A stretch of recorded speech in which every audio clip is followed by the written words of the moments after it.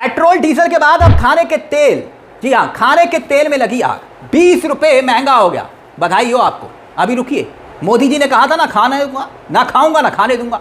अभी गिफ्ट अभी और मिल रहे हैं आपको। कैसे लोगों की नौकरियां जा रही है, ये तमाम खबरें आपकी स्क्रीन पर है। पेट्रोल डीजल के दाम और भी बढ़ सकते हैं, इस तरह की खबरें छप रही हैं। लेकिन लिस्ट सुनिएगा, अभी आपको हम पूरी लिस्ट दिखाएंगे। मसाले, चाय पत्ती से लेकर चावल तक सब कुछ आपके किचन का महंगा हो चुका है।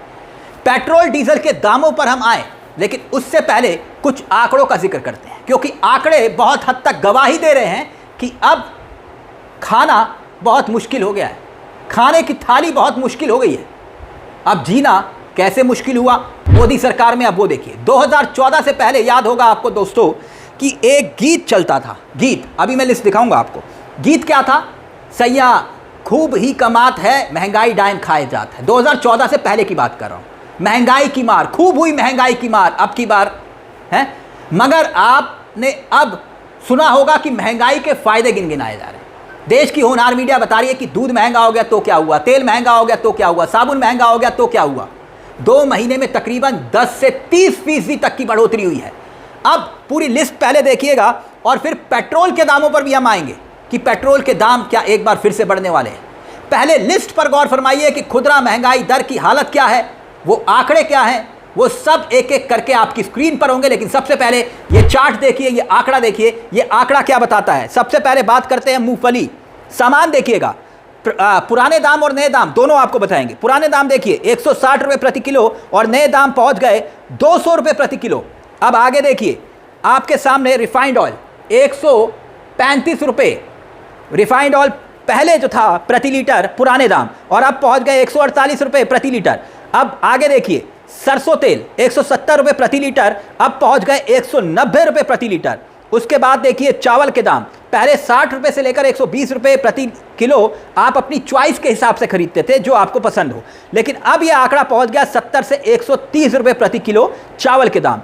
जीरा 300 रुपये प्रति किलो जो मिलता था वो पहुंच गया 360 रुपये प्रति किलो। और इसके बाद चाय पत्ती 500 रुपये प्रति किलो मिलती थी, अब वो पहुंच गई 545 रुपये प्रति किलो।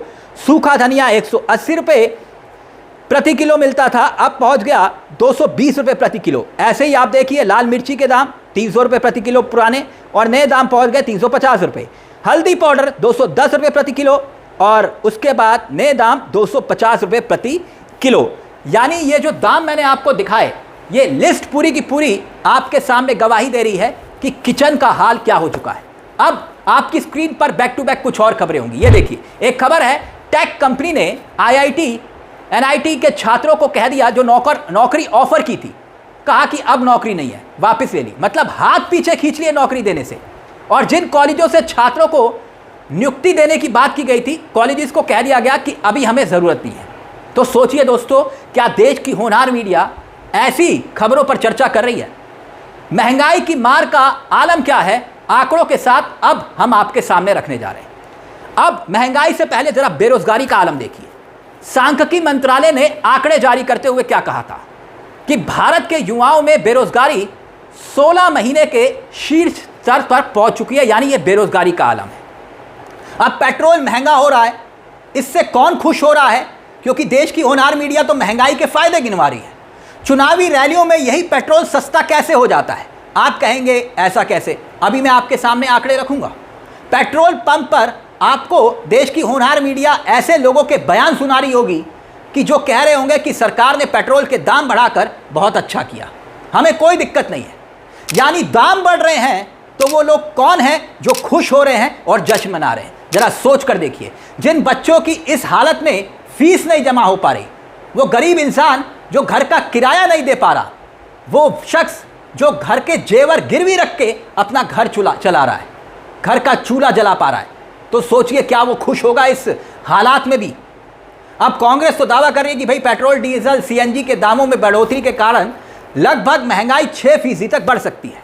और यकीन मानिए अगर ऐसा होता है तो आम जनता, उसके लिए ये बहुत बड़ी खतरे की घंटी है। वैसे देश की होनहार मीडिया ने आपको ये नहीं बताया होगा कि ऑस्ट्रेलिया और जर्मनी में पेट्रोल के दाम घट गए हैं। आपको मालूम है, वहाँ पर सरकारों ने घटा दिए हैं। अब मुझे लगता है कि भारत की जनता को, जो देश की होनहार मीडिया, उसको सड़कों पर उतरकर ऑस्ट्रेलिया के प्रधानमंत्री के खिलाफ नारेबाजी करनी चाहिए कि भाई इस हालात में दाम कैसे घटा दिए। अब सीएनजी 2 रुपये बढ़ी है, जैसे कि आप जानते हैं, तो सिर्फ 2 रुपये बढ़ी है, इसका मतलब ये हुआ ऑटो रिक्शे का इस्तेमाल करते हैं आप, ऑटो रिक्शे का किराया बढ़ेगा, ये यकीन मानिए तय है। अब बढ़ भी गया हो तो मुझे नहीं मालूम। पेट्रोल डीजल के दाम 3 रुपये बढ़े हैं। अब कहा जा रहा है कि दाम और बढ़ सकते हैं, लेकिन उससे पहले कुछ खबरें मैं आपको याद दिलाना चाहूँगा। 2022 में पहले भी ऐसा हो चुका है। उत्तर प्रदेश के चुनावों को याद करिए, ये खबर आपके सामने आपकी स्क्रीन पर। तमाम राज्यों के चुनाव थे, 137 दिनों तक कोई दाम नहीं बढ़े थे। यूक्रेन युद्ध तब भी चल रहा था, कच्चे तेल के दाम बढ़ रहे थे। चुनाव खत्म होते ही देखेंगे आपने सरकार ने क्या किया, कैसे दाम बढ़ाए। एक झटके में नहीं, बल्कि 2 हफ्ते में रुक रुक कर दामों में बढ़ोतरी की गई। 9 दिन में 8 बार दाम बढ़ा दिए। एक हफ्ते में दाम 5.5 रुपये तक बढ़े।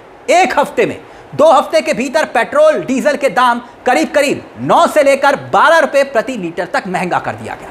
2022 में शुरुआत में 80 पैसे की बढ़ोतरी हुई और पेट्रोल डीजल 80% बढ़ते बढ़ते 10 रुपये तक महंगा हो गया। ये तमाम खबरें बैक टू बैक आपकी स्क्रीन पर हैं।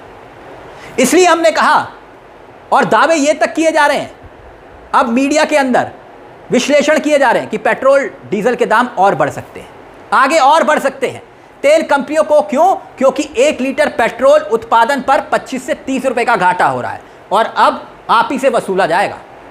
3 रुपये प्रति लीटर अभी महंगा हुआ है और महंगा होगा। कैसे? अब एक खबर और देखिए, हिंदू बिजनेस अखबार की ये खबर है और शिशिर सिन्हा की ये खबर है, जिसमें यह दावा किया जा रहा है कि युद्ध की वजह से घाटे का सारा भार जो है वो ग्राहकों पर शिफ्ट हो जाएगा और रिटेल में दाम जो है वो 200% से लेकर 300% तक बढ़ सकते हैं।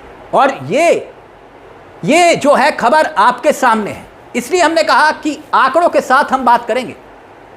अपील की जा रही है कि खपत को कम कीजिए, और मोदी जी विदेश जा रहे हैं, उनके नेता अब इस वक्त पीआर में जुटे हुए हैं। तो सवाल यही है कि भाई ये काम 2 महीने पहले भी तो हो सकता था। नहीं, 2 महीने पहले नहीं हो सकता था। आप कहेंगे क्यों?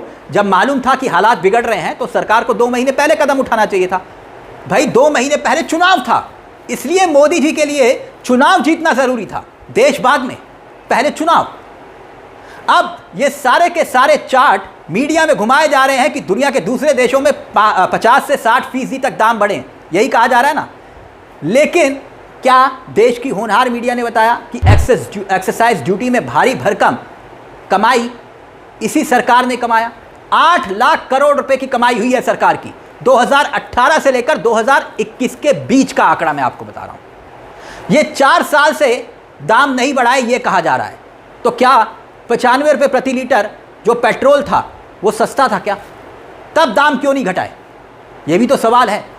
तब कंपनियों ने मुनाफा कमाया तो वो कंपनियों का मुनाफा, आज घाटा हो रहा है तो वो जनता झेलेगी। इसलिए दोस्तों अब इंतजार करिए, ये महंगाई की लिस्ट मैंने आपके सामने रखी है। अब आगे देखिए होता है क्या। इस पूरे मुद्दे को लेकर अपनी राय हमें कमेंट बॉक्स में जरूर दीजिएगा। मुझे तिलक चावला को दीजिए इजाजत। एक छोटी सी दरख्वास्त, चैनल को सब्सक्राइब करना मत भूलिएगा। मंच आप ही का है जहां हम सिर्फ खबर नहीं दिखाते बल्कि खबर के पीछे की खबर भी बताते हैं। नमस्कार, जय हिंद, जय भारत।